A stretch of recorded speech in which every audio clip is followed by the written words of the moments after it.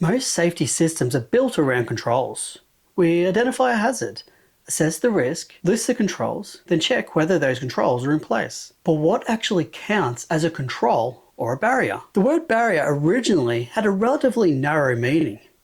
Early energy-based models treated accidents as a loss of control of harmful energy, and barriers mainly as physical or technological arrangements that blocked, contained, or separated that energy from a vulnerable target. Sequence models similarly placed barriers within an accident pathway where they could interrupt progression towards harm, as Hollnagel explained. As accident models expanded, so did the barrier concept. Later approaches included human actions, procedures, organizational processes, management systems, and interactions across the wider socio-technical system. Systemic models also shifted attention from simple event chains towards non-linear interactions, feedback, and movement across safety boundaries. Hollnagel and Hollnagel described the resulting divide as two broad interpretations: the classical barrier, which is more active or passive artifacts that block or constrains a hazard, a very physical, tangible view,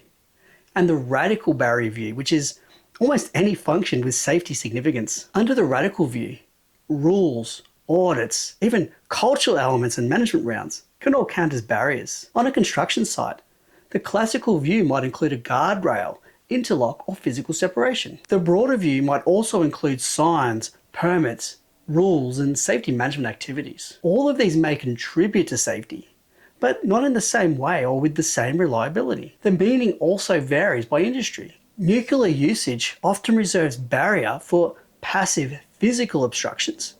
Oil and gas may use it for a range of different offences, and a healthcare clinician may consider a barrier as an obstacle to good work. That creates the central problem for this episode.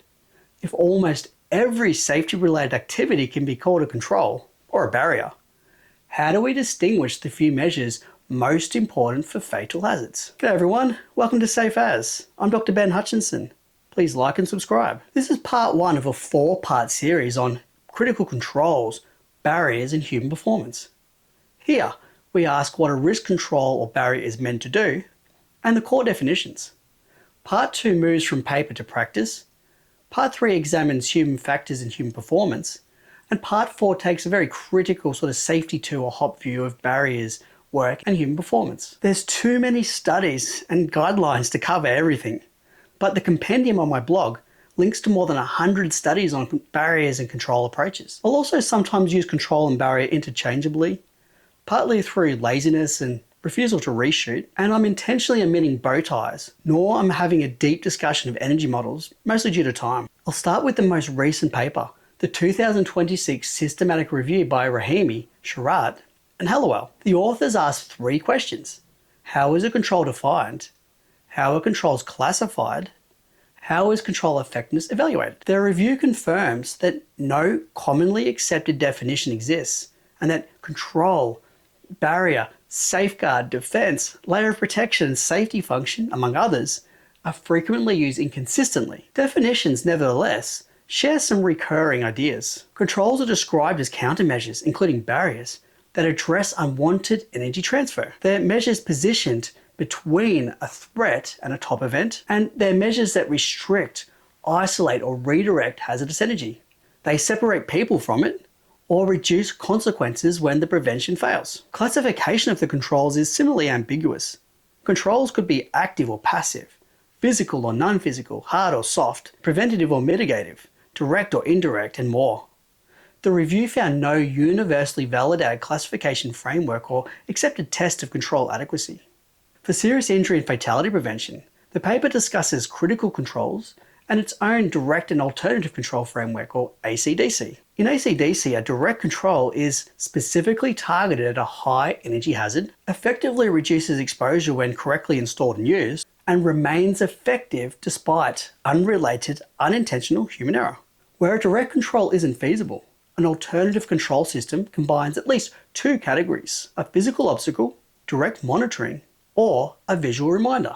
The additional rules are shown on the screen rather than being unpacked here. The paper also distinguishes between an absolute direct control, which eliminates exposure to the hazardous energy, and a mitigating direct control, which reduces the energy transfer without eliminating exposure completely. Across the fragmented definitions, the authors identify 4 recurring attributes. A control is intentional and hazard specific. It acts directly on hazardous energy by eliminating, isolating, dissipating, or reducing it below a harmful threshold. It can be verified and remains effective in the presence of human error. I'll cover that energy threshold in part 2. You might have noticed one criterion for a direct control being a control that works when someone makes a mistake. Although this likely rules out a lot of potential options, Matt clarifies in his book that people, of course, aren't infallible. We're not machines. And we have to expect error. I mean, people are involved in everything we design, install, use, maintain, everything.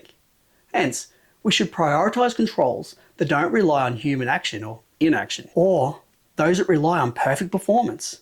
So controls like passive barriers, buns, guardrails, etc. should be prioritized. But what are your thoughts? How do you approach error in human performance in your barrier selection? And how, in your experience, does the error criterion sort of gel with the view that human capacity and adaptability is the greatest strength of a system? Comment below. Now, energy approaches have a long history, particularly in vehicle safety, but practitioners may be most familiar with the likes of Gibson, Haddon, Johnson, Cajellan, Jeff McDonald, Derek Viner, and then through to more modern applications like from Matt Hallowell and the CSRA. The next article we're unpacking is from the Petroleum Safety Authority of Norway in a 2013 report. I'll call it PSA. Now, the PSA defines a barrier as technical, operational, and organizational elements intended, individually or collectively, to reduce the possibility of a specific error, hazard, or accident, or limit its harm. PSA separates the barrier function from the elements that realize it. Personnel, equipment, and systems aren't automatically complete barriers. They might be elements contributing to the barrier function, as in technical, what equipment and systems are required. Operational, what actions must be performed. Organizational, who needs the defined role and competence. The PSA condenses this into a really useful question that I like. Who does what with what equipment when a failure, hazard, or accident situation develops? This resembles Hollnagel and Skelet's distinction between functions, systems, and elements, while making the human and organizational contribution more clear. It's also broader than direct energy control. Barriers may identify developing hazardous conditions, prevent them from becoming unwanted events, or limit resulting harm. PSA also clarifies the limits of their frameworks. While barrier management is fundamental to prudent operation, it can't address every prerequisite and operating condition needed for successful daily work.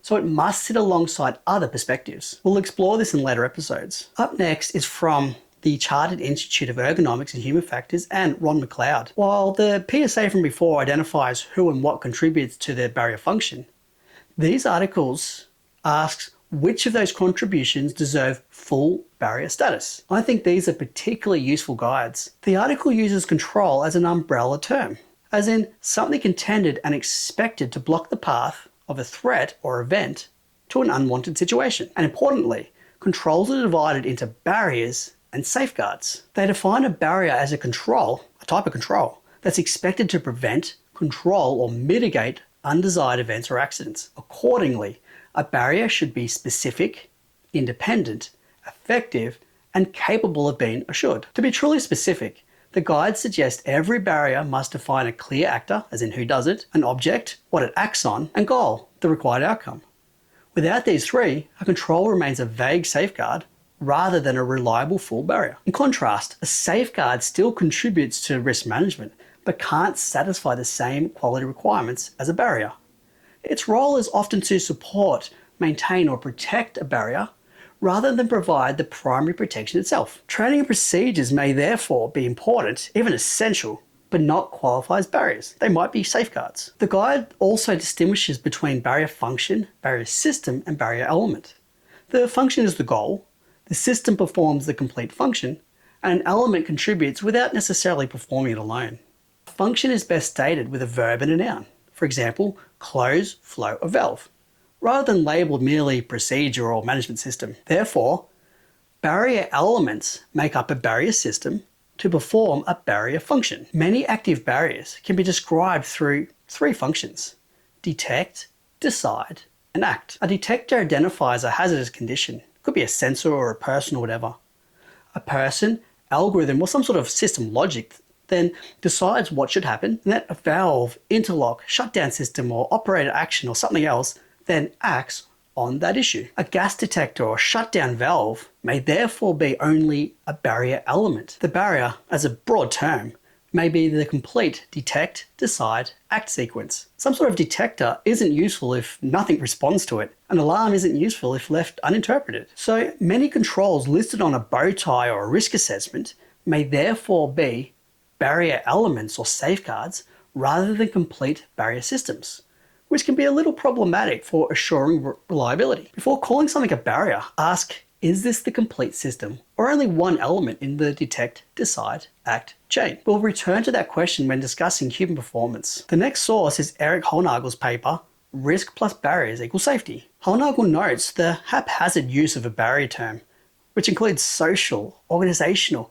hardware, cultural, behavioral, and human barriers. In one of his earlier works, he described a barrier as an obstruction or hindrance that prevents or lessens the impact of an unwanted consequence. The barrier function is the outcome being achieved. The barrier system is the means to achieve it. Hollnagel classifies barrier systems into four broad groups. Physical barriers. These physically block or contain matter or energy. For example, walls or railings or containment systems. They might be permanently installed, such as a button, or relatively mobile, like someone wearing a helmet. These are largely synonymous with passive barriers, something that fulfills its safety function by its mere existence. A button doesn't have to respond to something, it's just there. Functional barriers are next. These establish conditions that must be satisfied before an action can occur. For example, some sort of mechanical, logical, or temporal interlocks that prevent a system entering an unsafe state. These are somewhat synonymous with what are called active barriers, something that performs its function in response to a specific state or condition, like a valve activating after some sort of pressure sensor sends a signal, or a fire sprinkler activating from the bulb, potentially even a human responding to something they've seen. Next are symbolic barriers. These work through meaning and require interpretation. For example, signs, warnings, and alarms. And finally, there's incorporeal barriers. These have no physical presence, and they rely on knowledge and compliance. For example, rules and procedures, regulations, and behavioral expectations. These categories highlight how different barrier thinking sort of works, and Hollnagel stresses that it's not a strict taxonomy, since one barrier system might fit more than one category. He also notes that barriers are often bypassed because of the efficiency-thoroughness trade-off, or EDO. People don't necessarily take shortcuts because they're reckless or bad apples or indifferent, but because the system rewards being efficient over being thorough. The comparison still exposes different dependencies. A wall prevents access whether somebody notices it or not, while a procedure depends on somebody knowing, understanding, and remembering to apply it. For Hollnagel, a barrier is a barrier function implemented by a barrier system. The function and system are analytically separate, but the barrier requires both a purpose and something capable of delivering it. We'll revisit Hollnagel later in the series and his critiques of barrier and just more general safety thinking. The next article comes from Sklet's 2006 review, which formalizes and operationalizes several distinctions that we've already discussed. He defines safety barriers as physical or non-physical means planned to prevent, control, or mitigate unwanted events or accidents. Note the common thread here. These are things that are intentional or planned, things that we actually implement or intend to have that function. He separates three concepts: the barrier function, what must be achieved, for example, stop flow, prevent ignition, or contain release; the barrier system, the arrangements that perform the function; and the barrier element, a component that contributes but may not perform the function by itself. I've already explained those, but you can see how it runs through a lot of these articles. Sklet also separates direct barrier functions from factors that influence performance. Containment may directly prevent a release, whereas inspection may help maintain the containment system. Both matter, but they play different roles. Sklet recommends considering functionality or effectiveness, reliability or availability, response time, robustness, or they actually perform when they need to, and triggering conditions. In other words, identifying a barrier isn't the same thing as understanding how well it performs, of course. The next study comes from Yen and colleagues. Now, these distinctions lead to the boundary question. How broad should the definition be? A 2022 review by Yuan and colleagues divides definitions into conventional and extended groups, or what we called radical earlier. Conventional barrier definitions generally focus on physical structures, objects or systems that influence energy flow or reduce accident probability. From a more contemporary view, Yuan and colleagues also describe a barrier as a collective term for realizing defenses in depth. Now, extended definitions include procedures and organizational measures, human actions, strategies, and wider socio-technical system components. So there's a central tension here. A broad definition of a barrier better reflects the actual daily socio-technical system as it exists each day, but it risks making everything a barrier. A narrow definition provides clearer boundaries, but may hide the human and organizational conditions on which technical protection depends. So while a broader view gives us a more holistic socio-technical view, it introduces a trap. As Hollnagel note, if everything is a barrier, then nothing is. Regulators like the Petroleum Safety Authority, PSA, explicitly warn against this, noting that diluting the definition makes practical barrier management almost impossible. Yuan and colleagues also propose classifications linked to performance measurement, including technical barriers, non-technical observable barriers, non-technical non-observable barriers, and management delivery systems. Yuan's review therefore shows how strongly the meaning of barrier depends on the framework being used. Is that a case of how you define it is how you understand it? I don't know. Relatedly, I like how Hollnagel and Hollnagel discussed the development of safety barriers over decades. They highlight this conflict between that classical and the extended or radical definitions of barriers, as mentioned earlier. So that classical view restricts barriers to physical or active hardware artifacts, things designed to physically block or isolate energy. There's advantages. Technical barriers are easier to define, test and manage. But the downside is that it can leave us blind to the systemic human and organizational dynamics that dictate whether those physical systems work in the real world. Nevertheless, they propose that a safety barrier can be considered a physical or non-physical tool planned to prevent, control, or mitigate undesired events or accidents. So the means of safety barriers can vary from a technical facility or human action to a complex socio-technical system. And as a bit of an interjection, but Nancy Levinson uses control a bit differently, not only as some sort of preventative or mitigative measure, but as the wider process of constraining system behavior through actions and feedback. A safety constraint isn't simply another name for a control either. It states the condition that must be maintained, or behavior that must be prevented for the system to remain safe. Controls, barriers, responsibilities, and feedback mechanisms are the means through which that constraint is enforced. A guard may therefore be a barrier, but the machine must not operate while access is possible is the safety constraint it helps enforce. The concepts have different purposes, and I think they shouldn't be conflated. Interestingly, from a software perspective, Levinson also spoke of three other types of barriers. A lockout, which prevents a dangerous event from occurring or prevents someone or something from entering a dangerous area or state. A lock-in, which maintains a condition or preserves a system state. And then an interlock, which enforces correct sequencing or to isolate two events in time. Though these terms are slightly different to how barriers and risk controls are typically used in safety. The next, and probably the key source, is the 2026 ICMM Critical Control Management Guide, which fundamentally asks, what is a critical control? The ICMM defines a control as a physical object, a human action, or a combination of both that directly prevents an unwanted event or mitigates its consequences. Therefore, per this guide, things like procedures, training, or permits aren't controls, since they're not a physical object, a human action, or a combination of both, a system, that directly prevents or mitigates an unwanted event or its consequences. I expect some watching this may disagree with this sort of line in the sand. But what are your thoughts?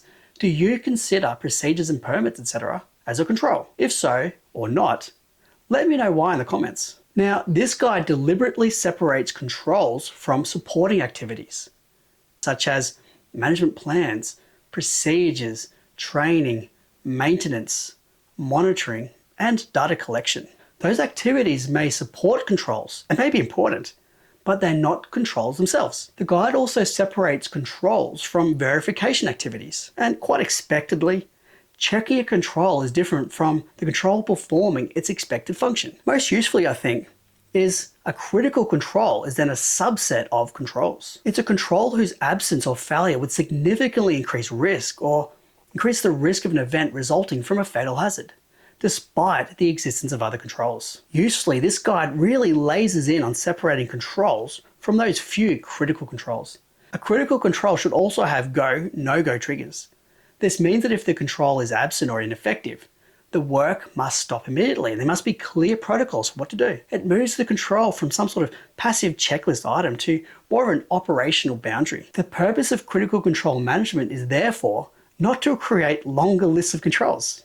It's to identify the relatively small number of controls that genuinely determine whether a fatal event will be prevented and mitigated. But notably, we're unpacking the critical control framework a lot more in episode 2, so stay tuned. So I covered a lot. What can we make of the findings? At first glance, this may look like some sort of academic posturing about terminology, but definitions shape practical decisions. What receives ownership, investment, assurance, and verification, and what appears in a risk assessment. Two organizations may appear to be managing the same fatal risk while focusing on very different things, simply because they're using different definitions. One organization may count a plan or a permit as a control, whereas the other may not. Also, too many controls is a form of safety clutter, and as shown in one theoretical modeling study, at least, adding new controls takes resources away from other, more critical controls. Now, I've covered a lot, but several themes keep appearing across these articles. First, narrow and broad definitions solve different problems. Narrow definitions of barriers and controls create clearer boundaries around direct protection, as in they directly address the hazard or the exposure or the energy, whereas broad definitions capture more of the socio-technical system, but risk making almost every safety activity or thing a barrier. Second, barrier function, barrier system, and barrier element aren't the same thing, and the function is what needs to be achieved. The system is that arrangement of things that performs it, and the element is one specific component contributing to it. Third, direct protection should be distinguished from activities that support, maintain, or verify it. All may be necessary, of course, but they don't provide the same type or level of protection. Ultimately, this requires shifting from a mindset of identify and document to one of verify and act. In the ICMM's words, we must embrace the red, welcoming bad news about failed controls as a chance to learn, while challenging the green when reports suggest everything is just too good. What Decker calls the looking good index. Beyond this, other recurring themes include a control should have a clear link to a hazard, a high energy source, or an unwanted event. Let's be precise. Its function should be clearly defined. What do we expect of it? We should distinguish direct protection from supporting activities, and we should be careful not to assume that every safety activity provides the same type or level of protection. One useful question to ask about a control or barrier is, what safety function does it perform? How directly does it act on that hazard, energy, or event pathway? What does it depend on? And what evidence shows it's going to work? Now stay tuned for part 2, where we really move into the meat of this. We're moving on from definitions to the implementation, and we ask, how do you move from a control written on paper to one that works in the field? We'll also unpack erosion and degradation factors. I'm recording this as an afterword, but I think it's worth quickly unpacking this figure from the Rahimi study, as it nicely captures some of the current overlaps in terms.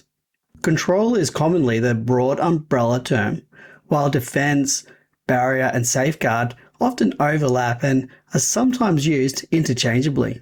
At the broadest level, a barrier and a control can describe the same basic idea, a deliberate measure intended to interrupt the path towards harm.